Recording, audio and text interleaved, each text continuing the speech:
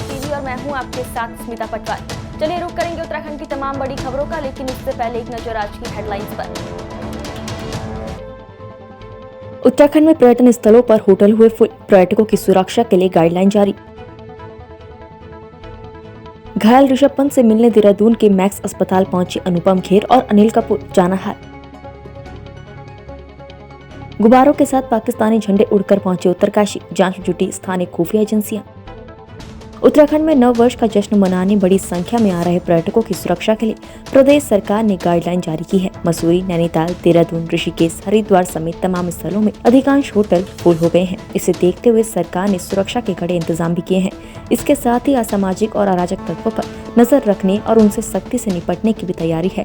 जश्न के दौरान सोशल मीडिया पर अफवाह फैलाने वालों पर भी खुफिया एजेंसियों की कड़ी नजर रहेगी।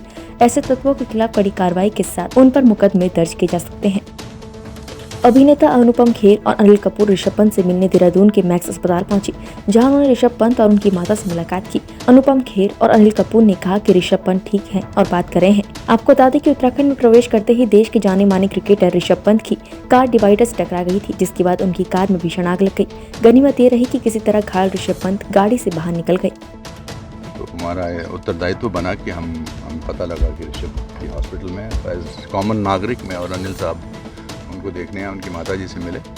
ही is much better, his spirits are very high, और सबकी दुआएं, पूरे हिंदुस्तान की दुआएं उनके साथ हैं, तो जल्दी ठीक होंगे। बिल्कुल बस जोश में है, और मुझे लगता है कि कम्प्लीटली जो हमें फिक्र थी वो बिल्कुल नहीं है, तो he should be fine. I think he should be fine. Surgery वगैरह भी कुछ हुई है?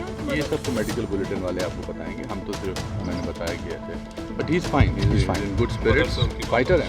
अब मम्मी से बात हुई, मेरे ख्याल से रिश्तेदार भी थे, रिश्तेदार भी करने को अच्छे हैं, सब अच्छे हैं, सब ठीक है। हमने हंसाया थोड़ा सा, बहुत अच्छा है। हाँ बहुत अच्छा है। सर आपसे मिलकर उनको कैसा लग रहा था? मतलब आप लोग सुपरस्टार्स हैं तो ऑब्वियसली खून तो भर जाता है, हम तो एज मेडिकली फैंस गए। मैं फैन हूँ, अनुपम जी भी फैन है। बहुत, हमने कहा जी जाना चाहिए हम ऐसे ही Brightest, नीचे लॉबी में बैठे रहे 15 मिनट हमने, तो फिर किसी डॉक्टर ने हमको पहचाना, मतलब हमने मास्क वास्क लगाए थे, तो फिर हम उनको गए।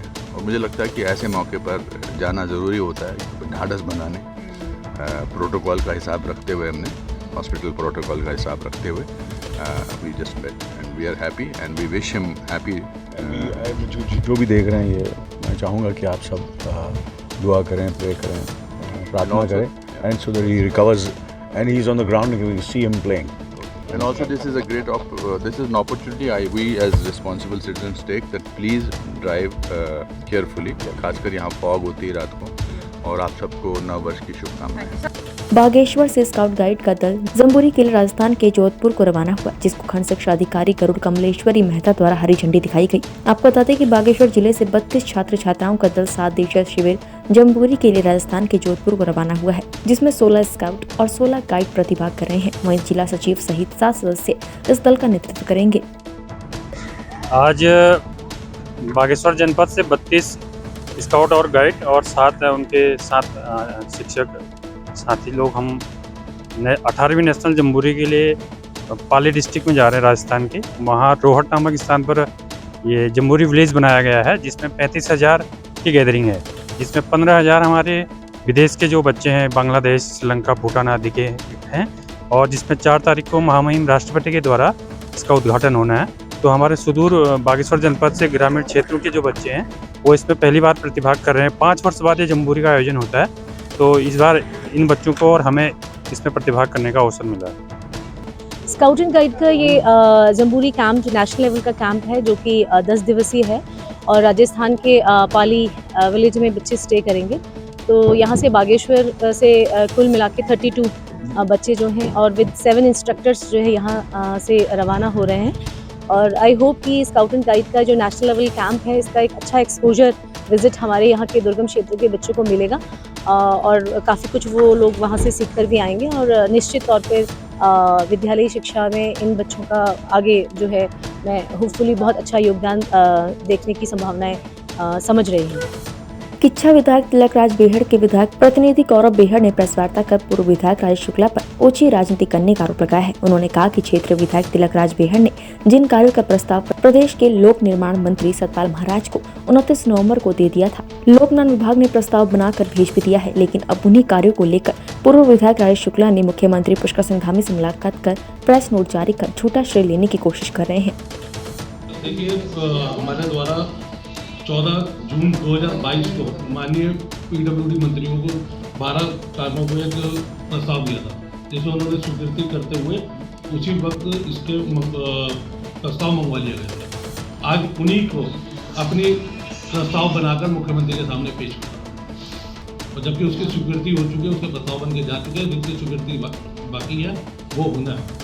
और ये बहुत ओछापन दिखा रहे हैं कि दूसरों के प्रस्ताव का श्रेय अपने से लेना चाहते हैं। देखिए, वो तो अपनी बदजुबानी से नहीं जाते, मगर जो वो कह रहे हैं निष्क्रिय हैं विधायक।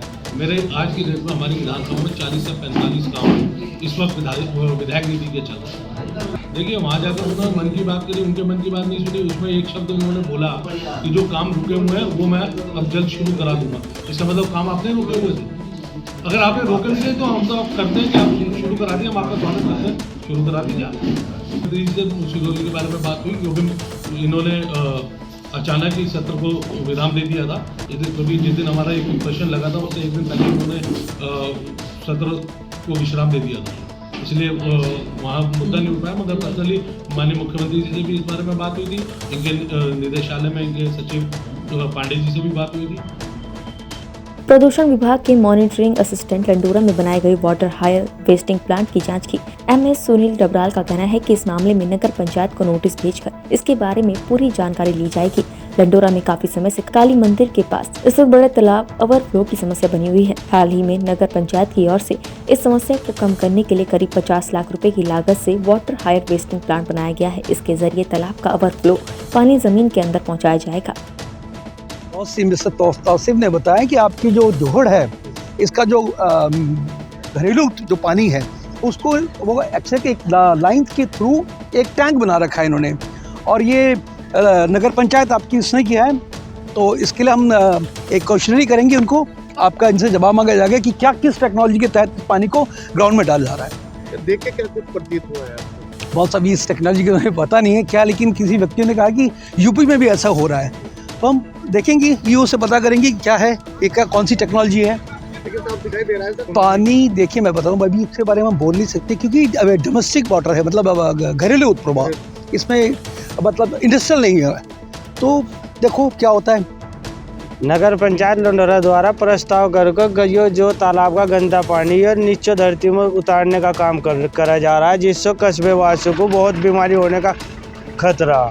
इससे और हमारे कस्बे में बीमारी बढ़ेगी। आज कौन लोग आए थे चेकिंग करने, क्या कुछ? प्रदूषण विभाग वाले जांच करने के लिए आए थे। हमने सीएम हेल्पलाइन पे इसकी शिकायत कर रखी और जिला अधिकारी के यहाँ भी करी थी। तो क्या कुछ जांच की उन्होंने?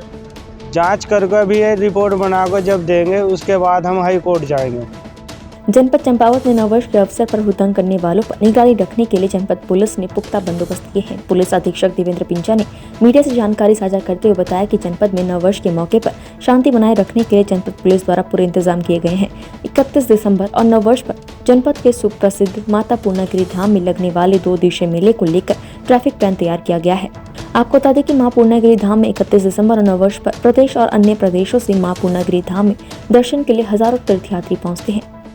अच्छी तरह से नववर्ष हो उसके लिए ध्यान में रखते हुए जो मेन चौराहे हैं, मुख्य जगह वहाँ पर हमने पिकेट व्यवस्था कर रखी है। साथ साथ पेट्रोलिंग पार्टी व्यवस्था में रहेगी। एल्कोमीटर के साथ पुलिस फोर्स हर थोड़ी दूर पे मौजूद रहेगी, ताकि अगर कोई भूगन मचा रहा है या ड्रिंक करके कोई अगर वाहन कोई तेज गति से गलत तरह चला रहा है तो उसके खिलाफ हम फोर्स से कठिन कार्रवाई उसमें करेंगे। उसमें तुरंत उनकी गाड़ी को हम सीज करेंगे।